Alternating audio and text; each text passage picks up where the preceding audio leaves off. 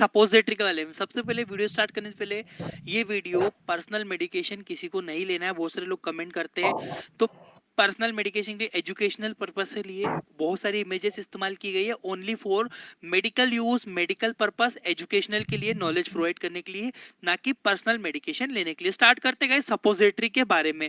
Suppositories क्या होती है पूरा डिटेल से समझेंगे, टाइप समझेंगे, क्लासिफिकेशन समझेंगे, बेसिक यूजेस समझेंगे, डोजेस समझेंगे। बहुत अच्छा टॉपिक है, हिंदी इंग्लिश दोनों भाषा में। स्टार्ट करते हैं। Suppositories are semi solid doses form which enter into body by open cavity. देखिएगा गाइस, इसमें दो वर्ड है। एक होता है semi solid word. Semi solid का मतलब सिंपली बोलना चाहता है कि भैया ये ना तो सॉलिड है, ना तो ठोस है, ना लिक्विड है, हल्की सेमी सॉलिड होती है, जो कि एक नॉर्मल टेम्परेचर आने पे पिघल जाती है और बॉडी में एब्जॉर्ब हो जाती है। ओपन कैविटी, ओपन कैविटी यानी कि जो खुले स्थान है हमारे शरीर के, जैसे कि नोज, आईज, ईयर, रेक्टम और वेजाइना और यूरेथ्रा मेल के अंदर, ठीक है। यहां से ये बॉडी के अंदर इंटर करवाई जा सकती है, सपोजिटरीज होती है, ठीक है। याद रखना इंपॉर्टेंट चीजें। सपोजिटरी सेमी सॉलिड फॉर्म में होती है, सेमी सॉलिड रूप में होती है, जो कि शरीर के ओपन कैविटी में लगाई जाती है। Next point, open cavity like rectum, मैंने लिखा है यहाँ पे लाइक रेक्टम, वेजाइना, ठीक है, rectum, vagina, urethra, urethra, where they can melt on dissolve at body temperature. बोलना है कि ओपन कैविटी जैसे कि रेक्टम, वेजाइना, यूरेथ्रा, जहां पर सपोजिटरी शरीर के तापमान पर पिघल जाती है और घुल जाती है, डिसॉल्व हो जाती है, बॉडी में एब्जॉर्ब हो जाती है। गाइस बहुत तरह की सपोजिटरी होती है। एक ऐसी सपोजिटरी जो वहीं वर्क करे, हमारे ब्लड में ना जाए, सर्कुलेशन में जाती ही नहीं है। कुछ ऐसी सपोजिटरी जो कि हमारे रक्त में जाती है, डिसॉल्व हो जाती है वहां से और हमारे ब्लड में जाके फिर फंक्शन प्रोड्यूस करती है। तो अलग अलग प्रकार की सपोजिटरी होती है, जिनके बारे में आगे डिस्कस करेंगे। यहाँ से आगे बढ़ते हैं हम लोग।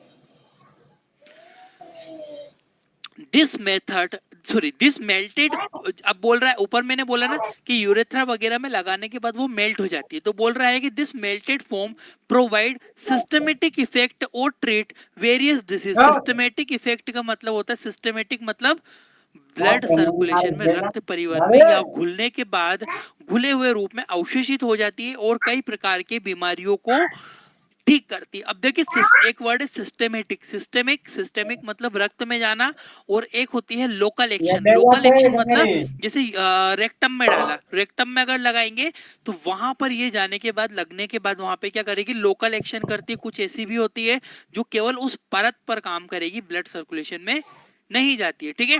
तो this medicine provide systematic effect and treat various disease, कई घुलकर अवशोषित हो जाती है, कई बीमारियों को ठीक करते हैं। रेक्टम के माध्यम से ये अंदर करवाई जाती है। और भी बहुत सारी कैविटी बताई, वेजाइना की भी आती है, वेजाइना में भी डाली जाती है, यूरेथ्रा में भी इस्तेमाल की जाती थी, और कानों के अंदर भी, नोज के अंदर भी इस्तेमाल की जाती है। बाकी इतनी सपोजिटरी की, आप जैसे कि आई, नोज और ईयर, इनको पहले सपोजिटरी इस्तेमाल होती थी, जिन्हें बत्ती हिंदी में कहते हैं, परंतु अब इनके सब्स्टिट्यूट में ड्रॉप निकल गई, आई ड्रॉप, नेजल ड्रॉप और ईयर ड्रॉप। यहाँ पे ज्यादातर ड्रॉप का इस्तेमाल किया जाता है, अब यहाँ पर सपोजिटरी इस्तेमाल नहीं की जाती, याद रखिएगा। आगे बढ़ते हैं। यहाँ पे नेक्स्ट पॉइंट है सपोजिटरी बेसिक यूज। एक सामान्य इस्तेमाल क्या होगा सपोजिटरी का, समझिएगा। Provide local action on mucous membrane of the body. Guys बोल रहा है म्यूकस मेम्ब्रेन। म्यूकस मेम्ब्रेन एक पतली सी परत होती है, जो कि म्यूकस परत होती है, सबसे सॉफ्ट परत होती है। वहां पर लोकल एक्शन, देखिएगा मैंने पहले बोला था सिस्टेमिक एक्शन। सिस्टेमिक एक्शन मतलब शरीर के ब्लड में चली गई, रेक्टम में डाला, घुली, इंटेस्टाइन से एब्जॉर्ब हुई और शरीर में चली गई। परंतु लोकल एक्शन भी करती है। इसका इस्तेमाल शरीर में म्यूकस परत पर सामान्य क्रिया करवाने के लिए इस्तेमाल की जाती है। बहुत सारी एक्शन होती है, मैं आपको आगे एक्सप्लेन करूंगा। Next point, rectal suppository are use for various condition. Rectal suppository, ऊपर करता हूं थोड़ा सा ताकि आपको थोड़ा सा दिखे, समझ में आए। Rectal suppository are use for various condition, कई प्रकार की कंडीशन में इस्तेमाल होता है, ठीक है। रेक्टल यानी कि गुदा द्वार से, यानी कि मल द्वार से लगाई जाती है, जैसे कि हाई फीवर, वो अत्यधिक बुखार आना, यानी कि बहुत ज्यादा फीवर है, तो यहां से इंटर करवा दी जाती है बॉडी के अंदर। पेन यानी कि अगर दर्द वगैरह हो रहा है तो भी इस्तेमाल की जाती है, यानी कि किसी को लूज मोशन, कोलाइटिस हो गया, कोलाइटिस मतलब आंतों के अंदर कोलोन के अंदर यहाँ पे अगर इन्फेक्शन हो गया हो, इचिंग खुजली में इन्फ्लामेशन हो गया हो, स्वेलिंग सूजन में भी इस्तेमाल की जाती है, पाइल्स की बीमारी की में भी इस्तेमाल, बवासीर और सिस्टेमिक यूज यानी कि बच्चों में बहुत बड़ी प्रॉब्लम एक देखी जाती है कि बच्चों को पोटी फंस जाती है, छोटे बच्चों को लेटरिन वगैरह फंस जाती है, पोटी बाहर नहीं निकल पाती, ड्यूफालेक्स के नाम से सपोजिटरी मिलती है जिसका इस्तेमाल बच्चों में किया जाता है।